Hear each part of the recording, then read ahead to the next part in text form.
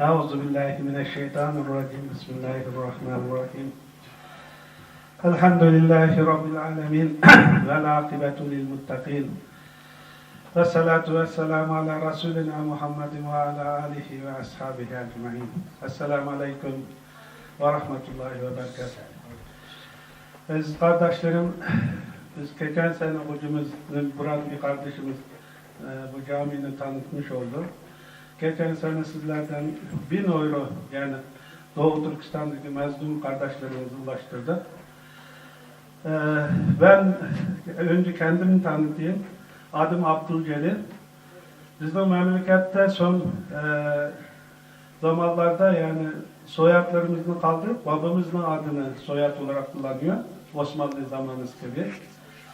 Yani Abdülhamid, Abdülhakim, bu isimler bizde çok, yani aynı Türkiye'deki gibi Müslüman olduktan sonra Türk İslam'ın çok İslam'a ağırlık vermişiz.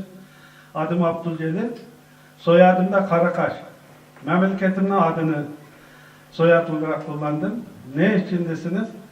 Yani sizler de buraya gelmişsiniz, 4-5 sene çalışıp Türkiye'ye döneceğim. Biraz ekonomimi düzeltip köye döneceğim diye gelmişsiniz. Ama halen dönememişsiniz. Yani bizim daha memleketimiz yok yani diğer şu anda. Çin'in işgal altında.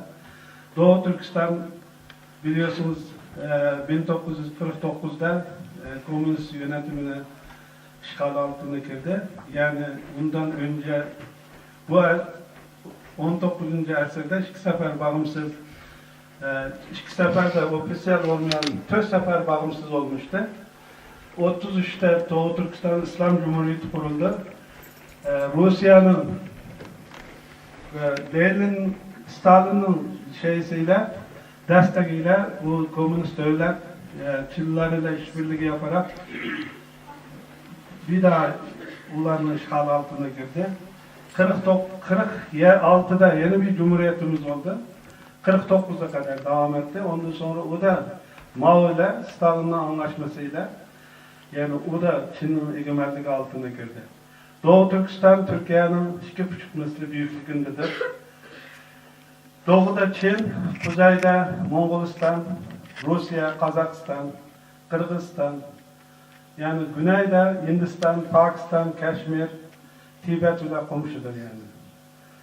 Çok büyük bir memleket, çok zengin bir memleket. Zenginliğimiz başımızı bala olmuştur. Çünkü 1 milyar Çinli besliyoruz. Çin kolay kolay bizi bırakacak gibi değil. Çok mücadele verdik, çok şehit verdik. Ama Allah'ın takdiri, biz mücadelemize halen devam ediyoruz. Sabrıyla devam ediyoruz. Allah bir gün Doğu Türkistan'da erkinlik, hürlük ada edecek yani olacak. Yani hepimiz gördük, Rusya'daki 5 cumhuriyet bağımsız oldu. Hiç bir kurşun atmadan bağımsız oldu. Kimse tahmin edemiyordu yani 20 sene önce Rusya'nın Kazakistan, Kırgızistan, Özbekistan bu cumhuriyetler bağımsız olacak diye kim tahmin edemiyordu. Halen yani ümidimizi kesmedik. Cenab-ı Allah'ın rahmeti büyüktür. Allah kendisi Kur'an-ı Kerim'de buyuruyor. La taknatu min rahmetillahi cemiyan. Allah'ın rahmetinden ümit kesmemizden buyuruyor. Yani bizim vazifemiz çalışmak, mücadele etmek. Neticesi Allah'tan. Ama İslam dünyası, yani Doğu Türkistan'ın bakış açısı nedir? Doğu Türkistan'daki şimdiki durum nedir? Bunu biliyorsunuz zaten. Ama dış dünya, biliyorsunuz dış dünyadaki İslam dünyası olsun, Batı dünyası olsun, devletlerin siyaseti menfaat için kurulmuştur. Öyle olunca insan hakları da bazen hikaye gibi kalıyor. Bosna Hersek'te bunu gördük. Halen biz Mısır'daki olaylara şahitlik ediyoruz. Gördünüz mü yani? Mısır'da ne oldu? Bir diktatör derdi geldi. Bütün Suudi Arabistan, Kuveyt, onun gibi zengin devletler dolar gönderdi oraya, milyar dolar gönderdi. Yani kendi kardeşini ezen diktatöre dolar gönderiyor. İslam dünyasının durumu budur bu. Açık bunu bilmeniz lazım kardeşlerim. Sizlerden çok sevdim sizleri. Neden sevdim? Siz yani şurada küçük bir cami, 100.000 Türk yaşadığı yerde, hiçbir camiye Doğu Türkistan gidiyoruz, resim sergisi açmayı da izin alamıyoruz, biliyor musunuz bunu? Sizin başınıza gelmedi. Geldikten sonra anlayacaksınız. Bunu ben her yerde söylediğim, kimseden de korkmuyorum. Allah'tan korkuyorum. Başka kimseden korkmuyoruz. Mücadelemiz budur aziz kardeşlerim. Yani buraya gelmemizin nedeni sizlere teşekkür etmek. Allah sizlere tövfik hidayet versin. Siz Cenab-ı Allah yani ticaretlerinizde, işlerinizde bereket versin. Yani şuradan bir kuruş Doğu Türkistan'a gitmese bir Allah'ın rahmeti, yani Allah'ın rahmetinin bir nur Doğu Türkistan'a, bundan 10 kilometre, 10 bin kilometre uzaklıktaki kardeşlerimizden çok büyük bir destektir yani, moral veriyor. Yani biz buradan para göndererek veya şey yaparak Doğu Türkistan'ı kurtaramayacağız. Ama gönlümüzün, kalbimizin mezunlarıyla bir olduğunun ifadesidir bu. Yani Allah kat kat razı olsun, çok sevindik. Buradaki kardeşlerimiz de geçen senede de yani mektup atamadı. Hocam yardım verenlerin şeysini vermemişti. Ya bu sene de yeni vermedi, paranı verdi de şimdi camiye ekstra teşekkür ederiz. Yani mesele şu, biz nerede duruyoruz? Yani biz kendimizde şey yapmamız lazım. Yani bir yere gidiyoruz, bir şeyini anlatmaya, devlet mi yapıyor diyor. Ya devlet mi karıştırma kardeşim? Devlet yapacağını yapıyor. Siz ne yapıyorsunuz? Yani ben bir Müslüman olarak, bir Türk olarak, Uygurlar Müslüman mıdır, Türk müdür? Nerede yaşıyor? Bunu bilmemiz lazım aziz kardeşlerim. Yani Doğu Türkistan'da bugün ibadetler yasaktır kardeşim. Yani ibadet yasak olan bir devlet var mı? Yani bir söyleyin bir. İbadet yasak olan bir devlet Doğu Türkistan'ın dışında hiçbir yerde yoktur. Filistin'dekinin 100 kat ceza vardır Doğu Türkistan'da. Aziz kardeşlerim. Cemaatinin imamın arkasında bir işpiyon her zaman var. Mescitte komünist bayrağı asılı, orada namaz kıldırıyor şu anda. Yani teravihlere mescidin kapısında öyle bir levha var. 5 türlü kişi buraya giremiyor diyor. Komünist olan adam giremiyor. Tamam, komünist olan girmişsin kardeşim. Komünistin lazımı yok yani. Allah'ını inkar eden adam ne girecek camiye?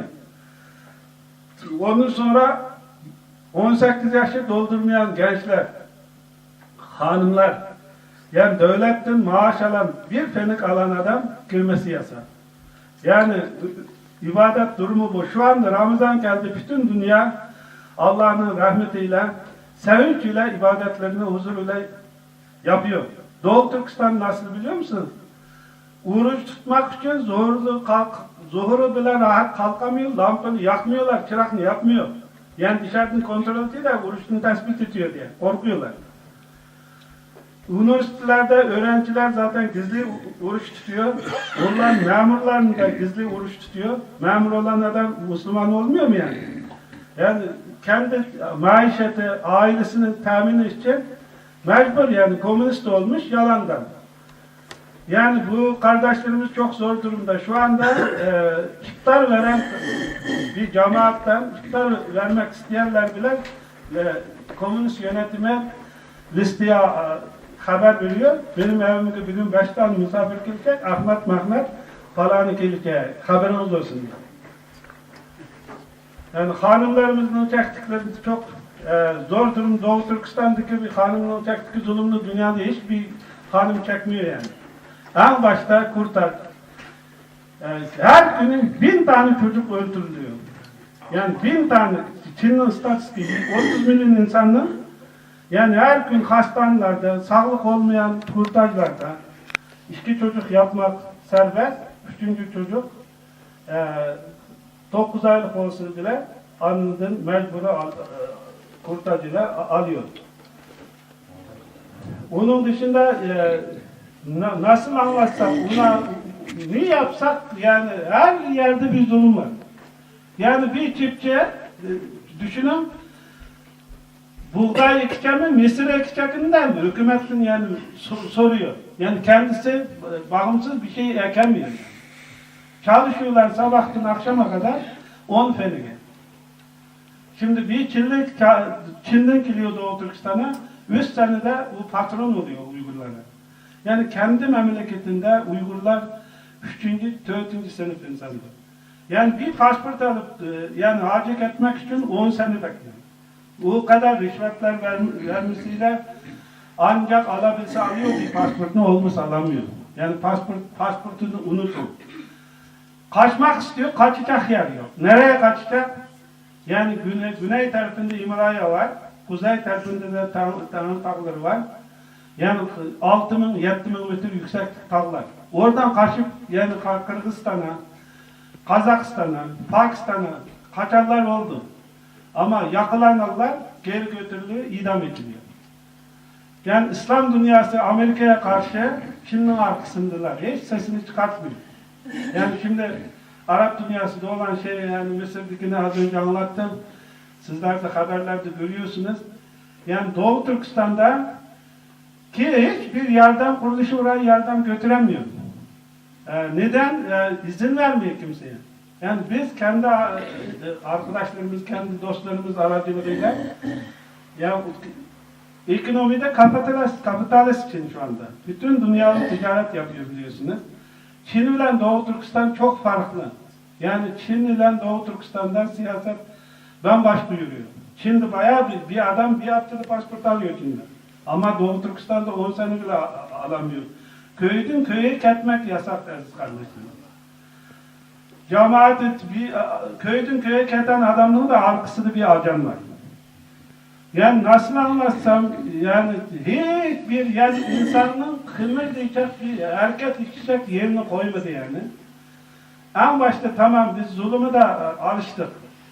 Adam alışıyormuş, zulümü de dayanıyormuş. Sabredecek, Allah sabrı buyuruyor. Ama nereye kadar sabredecek? Yani bir adam ekmeksiz yaşayabilir, açlıkta da dayanabilir. 3 gün açlıkta dayanır diye bir atasözleri var. Yani 3 gün yemek yemesi de adam dayanıyormuş. Susuzlukta da dayanıyormuş. Ama imansızlıkta dayanabilir miyiz? Hocamız burada. İmansız adam bir dakika yaşamaz. Çünkü iman olmadıktan sonra onun hiç şeysi olmaz yani. Ebedi cehenneme gider. Şimdi Doğu Türkistan, Peygamberimiz sallallahu aleyhi ve sellem'in Mekke'deki yani İslam'la ilk yani tebliğ edip insaniyetini İslam'a davet ettiği zamana rastlıyor yani. Kimse açıktan şey yapamıyor. Her şeyi gizli. Kızlarımızın içine götürüyor çalıştırmak için diye bir bahane uydurdular. Ondan sonra onlarını oradan başka devletlere de sattılar. Yani evet, kızlarımız başörtüsüyle gidiyor, başörtüsüz geri geliyor. Bazı kızlarımızın namusunu kirletmişler. Memleketine dönmeden kendini asıyor, yani nehirde kendini atıyor. Ölüyor yani, gidiyor. Yani bu yüzümler nasıl anamın babamın yüzüne bakacağım diyor. Hiçbir jurnalist gidemiyor. Yani bir jurnalist gidip de bir yerde bir fotoğraf çekemiyor. O bırakın dış dünyadaki muhabirleri.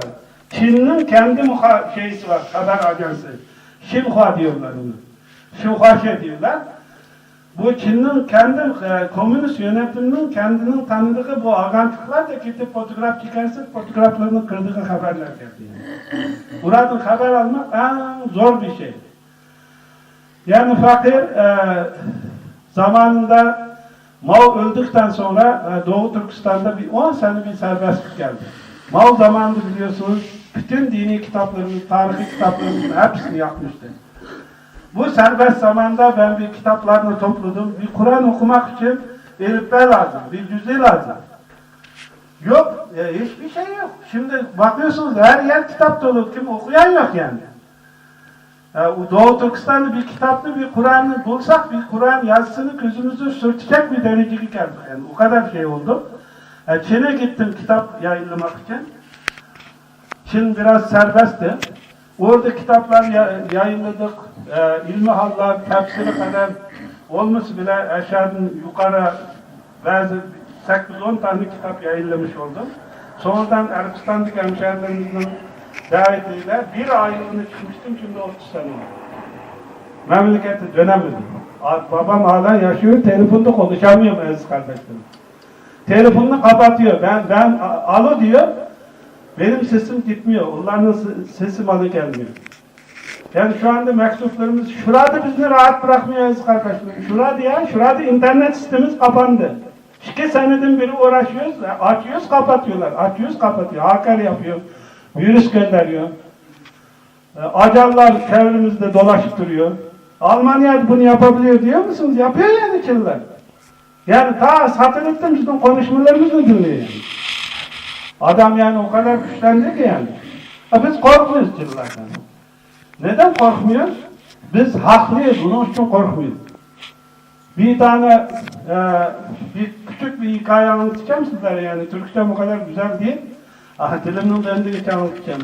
Bir adam bir şeytan milletine ağaçla ibadet yaptırmaya başlamış. Yani ibadet ediyorsunuz da şu ağaç önünüzde dursa şunu ibadet edelim, o Allah'a ulaştırır diye. Millet de kanmış. Hepsi ağaçla ibadet etmeye başlamışlar. Ondan sonra yanında bir arkadaş gelmiş ki demiş, ne yapıyorsunuz? Allah'a şerik getiriyorsunuz. Yoldan çıkmışsınız, dinden çıkmışsınız, farkında değilsiniz. Ondan sonra yaşlı bir amca gelmiş, ne yapıyorsun demiş ya? Sen sevap kazanmak istiyorsun değil mi? Sevap kazanacaksan sana 2 tane pul yani verelim. Böyle eski bir pul diyoruz, eski para yani. 2 tane para vereceğiz sana. Bu parayı yastığın altına koyacaksın. Birini sadaka yapacaksın her gün. Yastığın altına koyuyorsun, sabahleyin açıyorsun 2 oluyor dedi. Adam kanmış oldu sonra. Kanlık eve gelmiş, yastığın altına koymuş, yarın bakmış ki sığır, toprak. Onun son kızımız ya şeytan bak beni aldatmışım diye. Abla ağaçını keseceğim diye paldığını alıp çıkmış yani. Şeytan böyle mağrur durulmuş. Kes bakalım demiş. Küçüğü yetiyor mu? Böyle ağaçını kesmeye gelmiş şeytan bir tokatlamış adam 10 metre yere düşmüş yani. Sonradan demiş ki dün o kadar bana yalvarıyordum da bugün ne oldu? O kadar güçlü olmuşsun demiş. Sen dün hak için buraya mücadele için gelmiştin. Allah'ın yolunda hak mücadele için hiçbir şeyim yoktu. Senin ardında 70 bin malaik vardı demiş. Sen bir devlette fethedecektin dün o şeye olan demiş. Sen Paris için kandın demiş. Şimdi senin ardında şeytan bile yok demiş. Onun gibi biz haklıyız.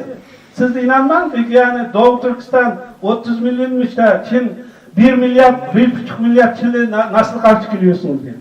Biz hiç korkmuyoruz Çinlilerden. Çünkü biz haklıyız. Bizim memleketimiz, Çinliler bizim memleketimize giren bir hırsızdır. Bir eve hırsız girse, bir çocuk ağlarsa kaçıp gideriz kardeşlerim. Vaktimiz ne kadar kaldı hocam? Bana şey yapsın, sabah kadar konuşacağım yani. Biraz da. Vaktimizi orada değil de vatandaşımıza hiçbir şey giderler var. Sağ olun, sağ olun. Allah razı olsun. Evet. Evet. Katliamda öldürmekle ilgili. Az önce anlattığım şey hikaye değil aziz kardeşlerim. Ben informasyon merkezi başkanıyım. Yani bu şeyden konuşmam, palavradında konuşmam, öyle bunun anlattığında konuşmam. Bizim araştırma merkeziyiz. Çin'in kendi kaynakları da verdiği. Bizim gizli muhabirlerimiz var Doğu Türkistan'da. Onların aldığı köyler, vilayetler, şehirler her gün 1000 tane çocuk katlediyordu Çinliler. Her gün. Allah'ın yarattığı günü 1000 tane çocuk. İbadet dediğiniz gibi yasak. Oruç yasak.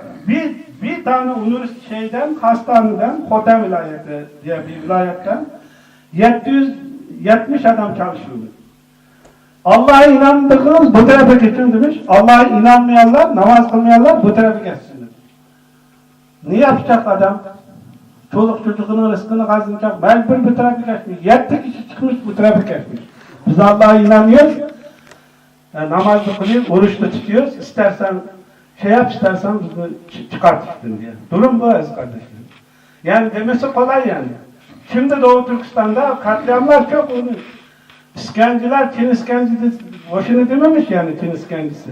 Şimdi onu modern metotlarını eklediler. Onu anlatmak imkansız yani. Adamı yapacak zulümün hepsi. Ne kadar konuşmayacağım diyen adamı bir hapishaneye girip bulbul gibi üttürüyorlar. Her şeyini anlatıyor. Ateş ile azap ediyor. Çivililer şey yapıyor. Her bir kılını birden koparıyor. Allah razı olsun onu böyle 15 dakikada sizlere anlatamam aziz kardeşlerim. Yani durum bu. Yani şimdiki mesele şu.